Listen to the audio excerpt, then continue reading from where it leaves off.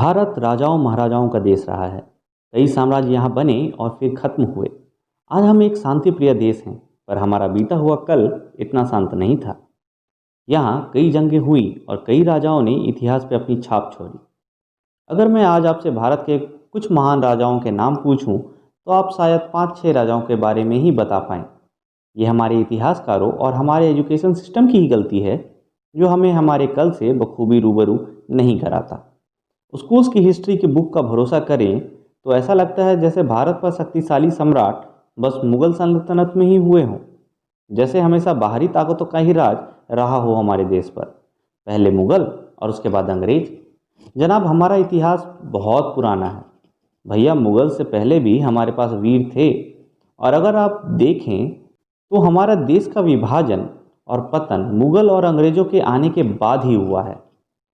हमारे देश की आम जनता बहुत ही कम इतिहास जानती है, और जो थोड़ा बहुत जानते हैं वो भी मूवीज़ देखकर। और मूवीज़ भी इक्का दुक्का ही ढंग की बनती हैं। बाकी तो बस ऐसी हैं कि देख लो तो आंखें फूटने को तैयार हो जाएं। बॉलीवुड भी पीछे नहीं रहता, अपना अलग ही मसाला हमेशा इतिहास में घुसाने को तैयार रहता है। यार, हिस्ट्री को बदलने की क्या जरूरत है? फुल एक्शन भरा इतिहास रहा है हमारा। दिखाओ ना, छुपाते क्यों हो? एनीवेज, जिसको जो करना है करे। पर आज मैं बात करूंगा भारत के एक महान सम्राट अजात शत्रु के बारे में, जिनके नेतृत्व में भारत नई ऊंचाइयों पर पहुंचा था।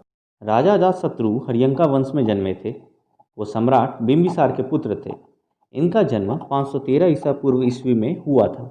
ये बचपन से ही बड़े प्रतापी और साहसी थे। अजातशत्रु 15 साल की उम्र में ही सत्ता पर बैठ गए थे।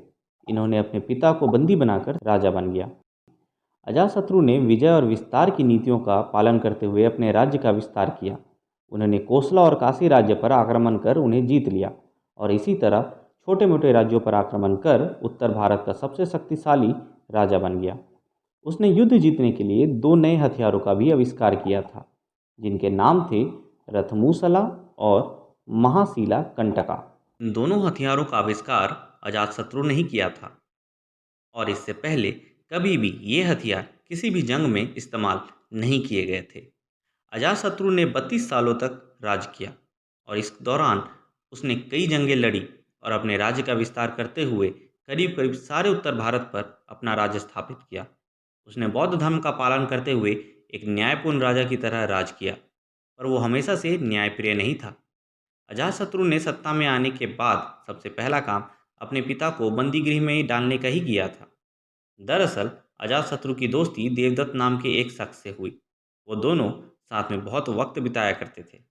देवदत्त ने अजातशत्रु को इस बात के लिए मना लिया कि अगर वो अपने पिता की हत्या कर दे तो पूरा राज्य उसका हो जाएगा। अपने दोस्त की बात मानकर अजातशत्रु ने एक योजना बनाई, और एक रात अपनी जांघ पर एक छुरा बांधकर अपने पिता को मारने उसके कक्ष में पहुंच गया। लेकिन उसे पहरेदारों ने पकड़ लिया, और उसकी योजना का राजा बिंबिसार को पता लग गया। राजा ने अजातशत्रु को दंड देने के बजाय ये सोचा कि मैंने कई सालों तक राज्य किया है, अब अगर मैं अपना राजकाज इसे दे दूं तो ये आराम से राज कर सकेगा। और राजा बिंबिसार ने अजातशत्रु को राजा बना दिया। राजा बनते ही अजातशत्रु ने अपने पिता को ही कारागार में डाल दिया, और सैनिकों को ये आज्ञा दे दी कि किसी को भी इससे मिलने ना दिया जाए, ना ही इसे खाना खाने दिया जाए। लेकिन उसने अपनी माँ रानी छेलना को बिंबिसार से मिलने की इजाज़त दे रखी थी। अजातशत्रु ने सोचा था कि बिंबिसार बिना खाना खाए ही मर जाएंगे, पर ऐसा हुआ नहीं। अजातशत्रु की माँ रानी छेलना अपने कपड़ों में खाना छुपाकर बिंबिसार को दिया करती थी। जब अजातशत्रु को इस बात का पता चला तो उसने रानी छेलना की तलाशी लेने के बाद ही बिंबिसार से मिलने की इजाज़त देनी शुरू कर दी।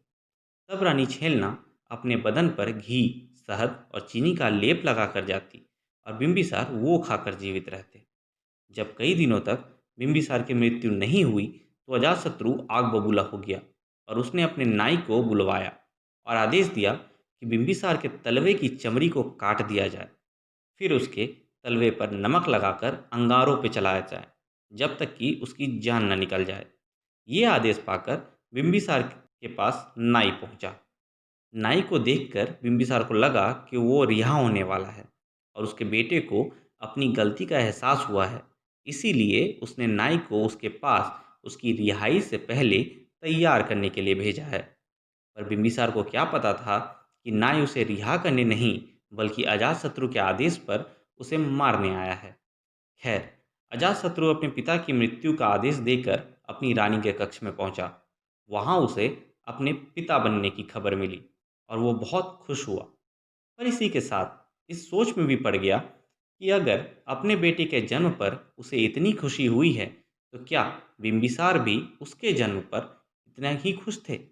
और वो ये सोचता हुआ सीधे अपनी माँ रानी छेलना के पास पहुंचा और उससे पूछा कि क्या उसके पिता उससे इतना ही प्रेम करते थे। तो उसकी माँ ने उसे जवाब दिया कि उसे सबसे ज़्यादा प्यार इस संसार में बिंबिसार ही करते थे और उसे उसके जन्म की एक कहानी सुनाई। जब अजातशत्रु का जन्म होने वाला था तब रानी छेलना को अपने पति बिंबिसार का दिल खाने की इच्छा हुई। बिंबिसार और उसकी दूसरी रानी नंदा के बेटे राजकुमार अभय कुमार ने रानी छेलना को एक जंगली फल ला के दिया जो कि दिल के आकार का था। रानी छेलना ने उस फल को खाया और फल खाने के बाद रानी छेलना को अपने पति का दिल खाने की इच्छा पर बहुत ग्लानि हुई और उसने सोचा कि ये होने वाला बच्चा अपने पिता और इस परिवार के लिए विनाशकारी है।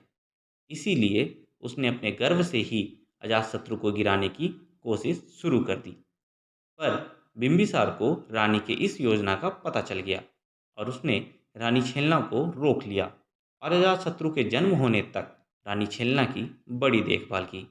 अजातशत्रु के जन्म के बाद रानी छेलना ने उसे मारने की दोबारा कोशिश की और उसे कूड़े में फेंकवा दिया, जहां एक मुर्गे ने अजातशत्रु की उंगली पर घाव कर दिया जिससे उसकी उंगली से खून निकलने लगा।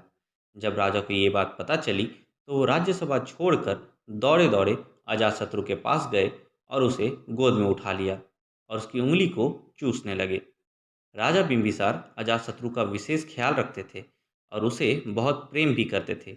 जब इस बात का एहसास अजातशत्रु को हुआ तो वो फूट फूट कर रोने लगा, पर अब वो कुछ कर नहीं सकता था। यहाँ गौर करने वाली बात यह है कि जिस दिन अजातशत्रु खुद पिता बना उसी दिन उसने अपने पिता की हत्या करवा दी थी। भले ही अजातशत्रु ने पश्चाताप और शांति पाने के लिए बौद्ध धर्म अपनाया, पर वो कभी अपने सर से पितृघाती का कलंक ना मिटा सका। उसने अपने राज्य मगध को एक शक्तिशाली राज्य बनाया और बौद्ध धर्म का भी खूब प्रचार किया।